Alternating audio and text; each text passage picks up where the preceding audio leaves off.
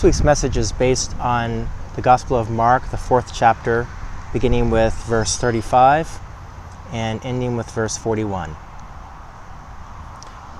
On that day, when evening had come, he said to them, "Let us go across to the other side."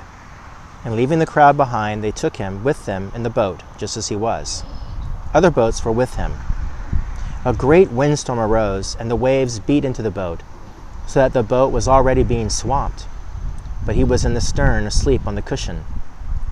And they woke him up and said to him, "Teacher, do you not care that we are perishing?" He woke up and rebuked the wind and said to the sea, "Peace, be still." Then the wind ceased, and there was a dead calm. He said to them, "Why are you afraid? Have you still no faith?" And they were filled with great awe and said to one another, "Who then is this, that even the wind and the sea obey him?"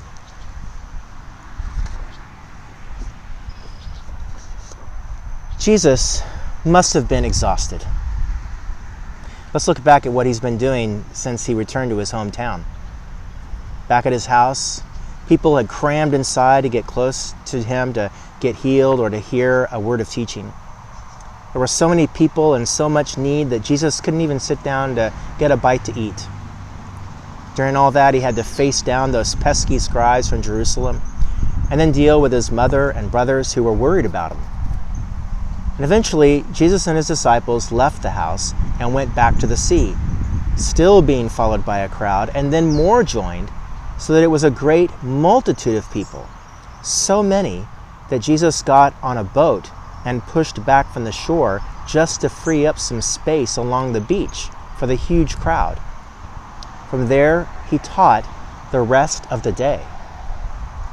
Finally, the time seemed right for Jesus and his disciples to head back out across the sea. The sun was setting, evening was getting on. Still standing in the boat, having finished all the teaching he wanted to give that crowd, he looked at his disciples and said, "Let's go over to the other side." So they pushed off, raised the sail, and off they went. Jesus, for his part, went to the front of the ship, lay down on the mat, and promptly went to sleep. Finally, Jesus could get some rest as they made their way across the sea. Alas, Jesus did not get as long a rest as he was hoping for. A great windstorm arises, scaring the disciples, even the seasoned fishermen among them, who had surely seen their fare of storms. You know, it had to have been bad. Not only was the wind tossing the boat around, but the crashing waves were pummeling the hull and spilling over into the boat, filling it with water. And all of this was happening in the darkness of night. They were certainly at risk of sinking. I think we can understand why they were afraid. When we are afraid, this has a serious impact on us. Think of a time when you were truly frightened. In that swirl of emotion, you may lose things. You might lose your keys. You can't find your wallet or your phone. You can't think straight.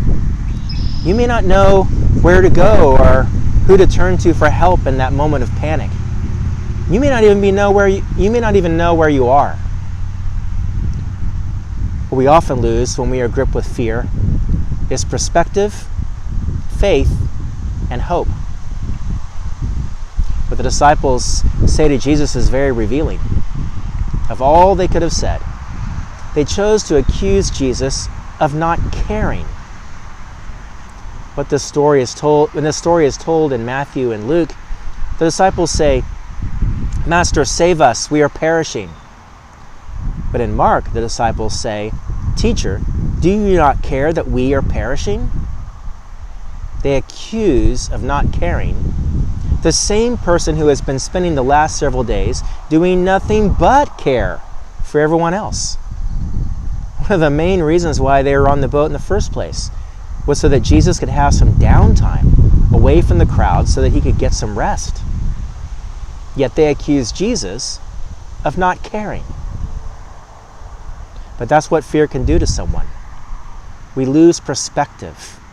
We become irrational. We lose sight of what we know to be true about someone and instead just get things all twisted. the disciples also lost their faith and their hope. Maybe they didn't yet have their full faith in Jesus at this point, but they trusted him enough to go wherever he wanted to go. They had seen all those healings he had performed, and they knew that he was no ordinary person, but had clearly been filled with the divine power. Jesus said to them, "Let us go to the other side." If they had faith in Jesus, would they not have expected that they would have made it across to the other side, no matter what? If Jesus was sleeping through the storm, clearly he wasn't concerned. Why could the disciples not have that same level of trust? But that's what fear does. It can reveal the strength of faith. When confronted with this storm and what clearly looked to be imminent perishing in the storm, the faith that the disciples had in Jesus evaporated along with their hope of survival. Gripped with fear, they became convinced that they were all going to drown with the ship, and that this same Jesus, who had the power to cast out demons and teach with great authority, who clearly was filled with divine power, was going to die with them that night. Their faith in Jesus and their hope for whatever great future was in store for them evaporated as they were gripped with fear. Before we get too hard on these disciples, however, let's acknowledge that there is no shame in being fearful. In fact, it is often perfectly reasonable. Fear is a good thing to have in that it can protect us from doing something dangerous. Fear can be a powerful motivation for doing the right thing and avoid painful consequences. Fear is a natural response to dangerous situations. If we were on a sinking ship in the midst of a storm, in the middle of the night, it would make perfect sense to be filled with fear. In the immediate aftermath of the 9/11 attacks, we were all afraid. We feared what might happen next. Any little thing was prompting buildings to be evacuated. As part of that distorted perspective, many people of Arab descent or men who practiced the Sikh religion found themselves the targets of fearful people wondering if they were terrorists too. In Mark, the gospel writer's context, he belonged to a church that had its moments of fear. Could persecution be visited upon them so much that the church, like a ship taking on water, be destroyed and all of them perish? In those early days, the Christians of Mark's church could not always be confident that things would work out. Their existence was touch and go. In situations of great danger or when the future is unclear or even uncertain, fear is an understandable response. But the disciples were overcome with fear. They were controlled by fear. They feared for their lives as the boat took on water and was battered and buffeted by the winds and the waves. And then when Jesus stops the storm and there was a dead calm, the literal Greek text says that the disciples were fearful of a great fear. In other words, they were more afraid when Jesus stopped the storm. Overwhelmed with fear, the disciples could not get it clear in their heads who Jesus was. Despite all his healings, the teachings, how Jesus had explained everything to the disciples, in this moment of fear, they looked at each other and said among themselves, "Who is this?" They did not look at Jesus and say, "Who are you?" It was almost like Jesus had become to them an object of wonder, maybe terror. If their heads were clear, they would not be asking each other who Jesus is. They knew their Bible. They knew that only God has the power to still the winds and the waves. This divine power is talked about in several of the Psalms and even in some of the prophets, including Isaiah. So if Jesus did what only God could do, then they have their answer about who Jesus is. But their fear clogged their brains. They simply could not name what they knew must be true in their hearts. They knew who Jesus was, but their fear blocked them from claiming it.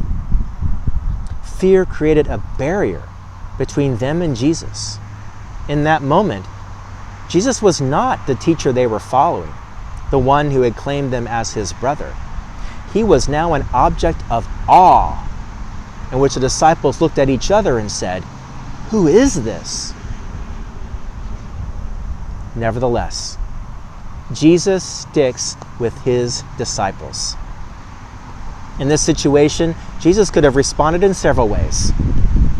Disciples did not ask Jesus to do anything when they woke him up from his well-deserved nap. But Jesus rebuked the winds and waves anyway, just to remove that scary situation they found themselves in. Jesus responded out of compassion, giving the disciples what they needed in that moment, an end of the windstorm. Jesus cared about his disciples enough to challenge them by asking, "Have you still no faith?" He wasn't going to just let this go. He named the situation for these disciples. Their fear revealed the lack of faith in Jesus, and he was going to name for them in a way that forced them to reflect on just how much they trusted Jesus. He wasn't going to say to them, "Wow, that was a scary situation, wasn't it? Sorry you had to go through that." No. Jesus wanted to push them, challenge them, to get real about just how much they were willing to trust him. Jesus could have looked at the disciples and said, "You know what? I'm out. See you guys later." And Jesus could have stepped out of the boat and walked across the sea to the other side and left the disciples to fend for themselves in that sinking boat. But Jesus didn't do that. He stayed with them in that sinking boat. Despite them letting fear get the best of them, despite accusing Jesus of not caring about them, Jesus stuck with them in the boat. Whatever fear Jesus may have had in that raging storm did not block Jesus from responding with compassion and loving commitment to his brothers. That's a model for us. No matter how frustrated he may have been with his disciples, no matter how tired that he may have been, Jesus didn't abandon ship. So let this be an encouragement for us. When we find ourselves in the middle of a storm and fear is getting the best of us, sometimes we do find ourselves in scary situations. And in those scary times, we do lose our perspective. Our thinking gets twisted. We do sometimes have a lapse in faith. We can lose our nerve. We can even feel hopeless about our future in fearful times amid a storm. We might even accuse God of not caring of what happens to us. Nevertheless, God sticks with us. No matter what, God will never abandon us. Throughout any storm, God will never abandon ship. We may not always see it or be able to acknowledge it, but I am here to tell you that in whatever storm we find ourselves, God will be with us as we move through those storms. We can trust and believe that with God, we will get to the other side. Thanks for watching. I hope this message was an encouragement for you. In whatever storms you may be going through these days, my thoughts are with you, and pray that you will continue to trust God to get you through those challenging times. At the end of this video, you'll see links to how you can connect with Westgate and Parkview, and I'd hope that you would do that and find out what's going on. And if you happen to be in the Columbus area, come by and join us in person sometime. But at any case, I'm grateful that you took time to watch this worship video, and pray you have a good week. Until next time, take care.